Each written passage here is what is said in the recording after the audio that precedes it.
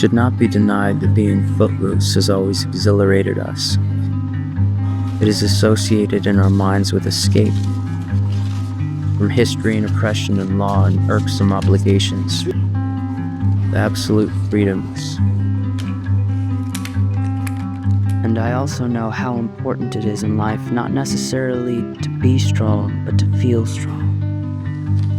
To measure yourself at least once. To find yourself at least once in the most ancient of human conditions. Facing the blind, deaf stone alone. Nothing to help you, but your hands in your own head.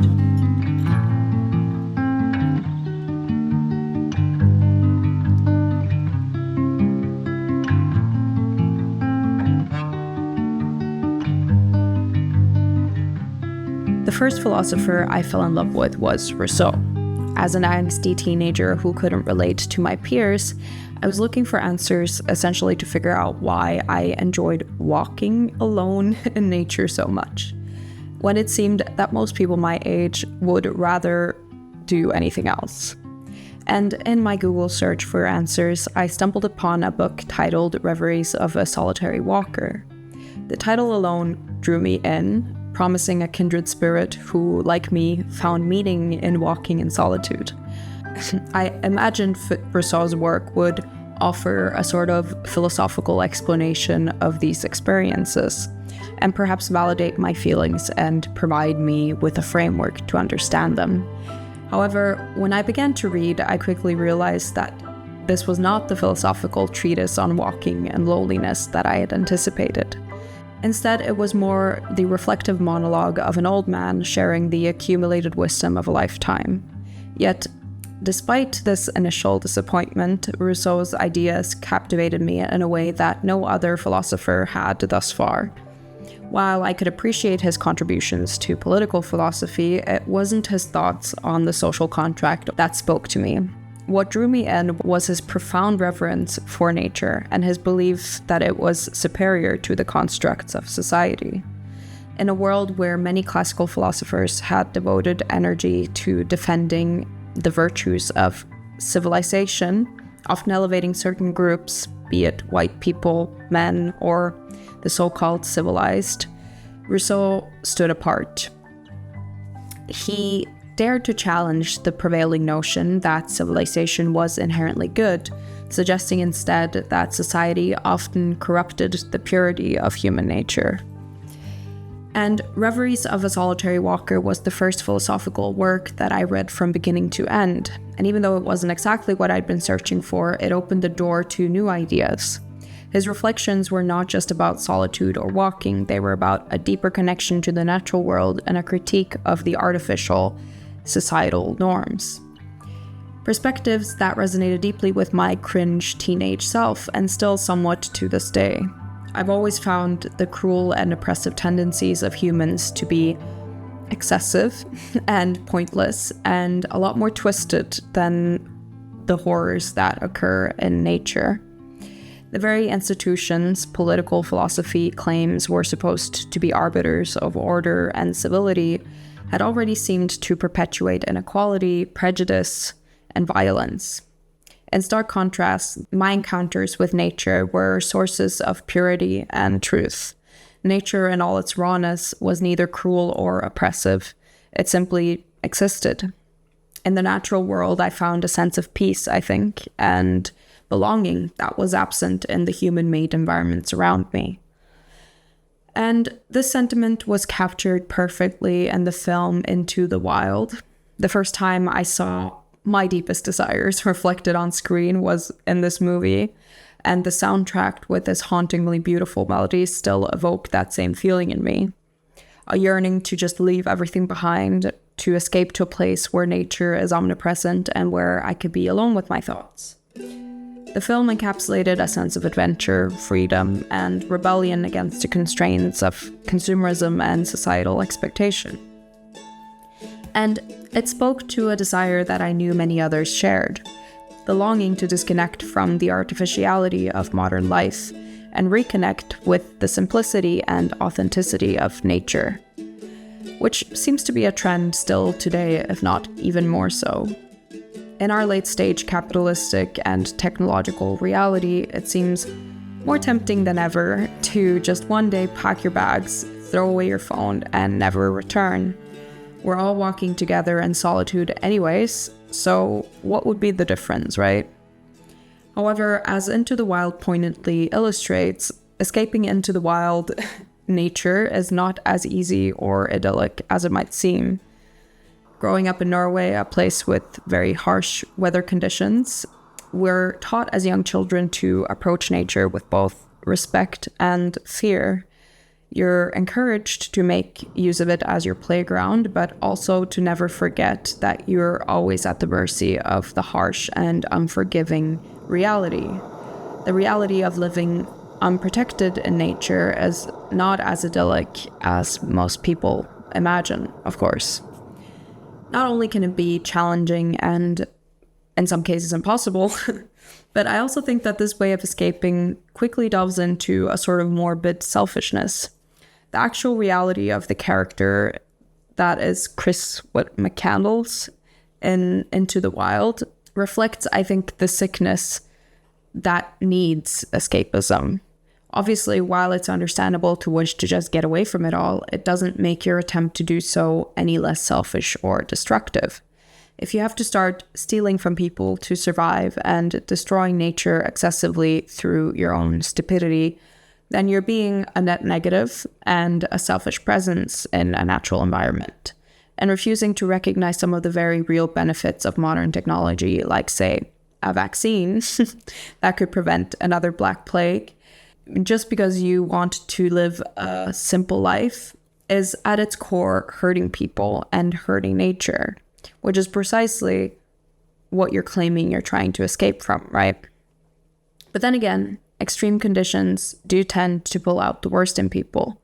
Desperation fosters poor decision-making, and escaping into nature in reality is completely inaccessible to most of us.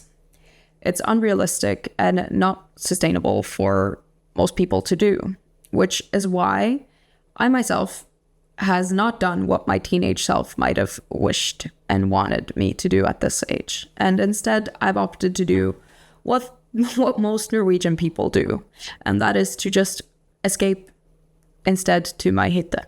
A hytte is the Norwegian word for cabin, but it's a concept that goes beyond what I think most people outside of Norway might imagine when they think of a cabin.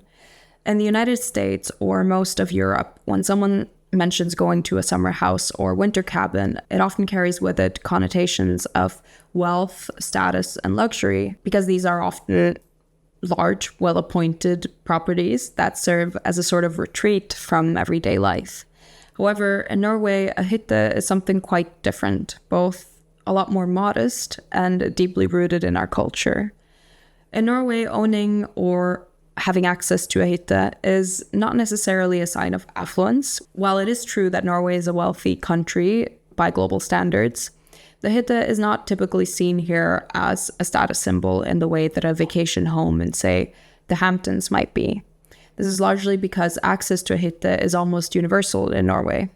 Most Norwegians either own their own hytte, share one with family or friends, or have access to ones owned by the company they work for, or make use of the national cabin system, which allows people to rent a bed in communal cabins all across the country.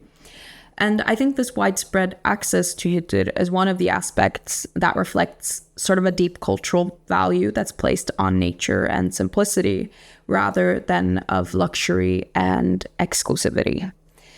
Because the essence of a hytte lies in its simplicity and its connection to nature, the authentic Norwegian hytte experience is not about luxury or socializing with elite groups.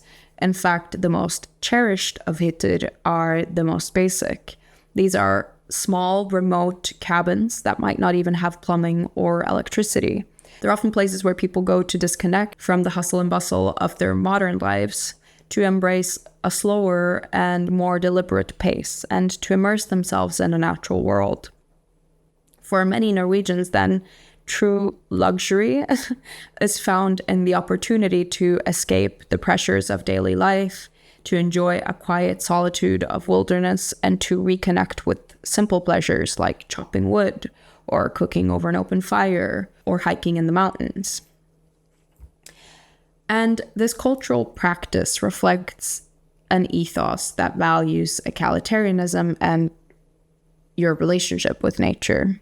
Because unlike other parts of the world where vacation homes can serve as a marker of social status, a hytte is a place where everyone can find refuge, regardless of their social or economic standing.